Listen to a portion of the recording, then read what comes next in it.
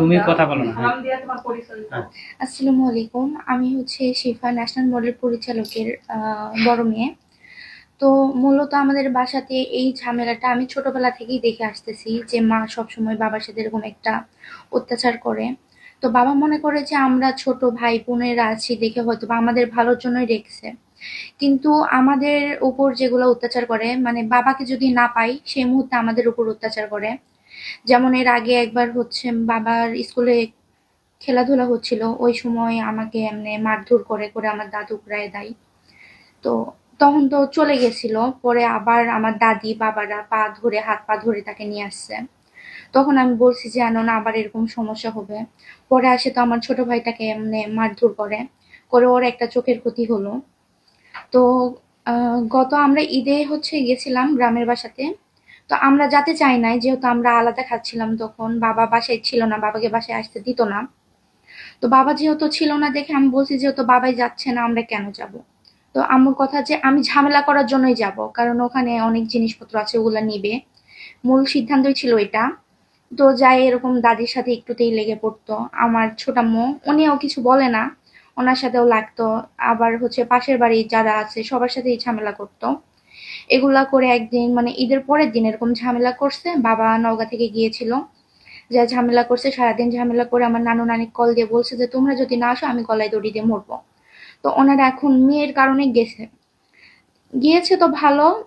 যাই আবার এরকম বাবাকে বলছে যে কি করবো, বাবা বলছে আমি তো সংসার করতেছি, আমি সংসার করব, কিন্তু আমার মায়ের একটাই কথা আমি ভাত খাবো না।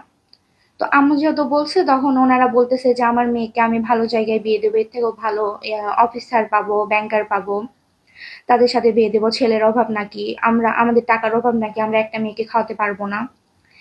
এমনি কথাবার্তা বলে তো বাবাকে বলে যে তোমাকে 2 দিন সময় দিলাম, তুমি যদি 2 দিনের মধ্যে ডিভোর্স পেপারস না দাও তো বাবার নামে কেস করবে।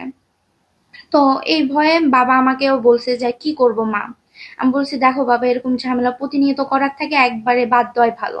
বাবাকে এই সিদ্ধান্তটাও আমি দিয়েছি যে প্রতিনিয়ত এরকম ঝামেলা না করে হচ্ছে একবারে ডিভোর্স দেওয়াই ভালো, কারণ এগুলো আমাদের উপরে অনেক ব্যাড ইফেক্ট পড়ে। বাবার সাথে ঝামেলা করলে আমাদের কোনো কাজ করতে দেয় না, পড়তে বসতেও পর্যন্ত দেয় না, যতক্ষণ না তোর বাবা আসবে তোরা পড়তে বসতে পারবি না। তো এগুলোর কারণে মূলত আমরা বলছি যে ডিভোর্স দিই। তো আমাদের সবাইকেই রেখে গেছিল। তো পরে 4 দিন পর আমরা যখন নওগাঁতে আসি, নওগাঁতে আসছিল কেমনে খোঁজ পাইছে জানি না, আর সে হচ্ছে সারা রাত প্রচন্ড পরিমাণে অত্যাচার করছে। মানে মেন সুইচ তো আমাদের বাহিরে, মেন সুইচ অফ করে দিয়েছিল, সারা রাত কারেন্ট ছিল না। আমি, দাদি আর আমার ছোট ভাই আমরা হচ্ছে সারা রাত, আমার আরেকটা ছোট ভাই ছিল, ওকে সারা রাত হাত পাখাও ছিল না, আমরা বই দিয়ে বাতাস করে সারা রাত ওর ঘুম কন্ট্রোল করছি। তোমার নানা কি করে? আমার নানা হচ্ছে তরকারি বাজার, সবজি দোকান। আচ্ছা, এরকম সমস্যা বিয়ের পরেও এরকম সমস্যা। মেনলি হচ্ছে আমি ছোটবেলা থেকে বলতেছি, প্রথমেই তো বললাম যে ছোটবেলা থেকে এরকম অত্যাচার মানে ঝামেলা দেখে আমি বড় হয়েছি। বিয়ের পরে কি কোনো পরিবর্তন হয়েছে? বিয়ের পর পরিবর্তন হয়নি, একই আগে থেকে এরকম। আমার হচ্ছে কথাই যে এরকম যে বাবা বিয়েটাও করছে ওনার এরকম অত্যাচারের কারণে, কারণ বাবা প্রতিনিয়ত অনেক মানসিক টর্চারে পড়ে। শুধু বাবা না, আমরা সবাই পড়ি।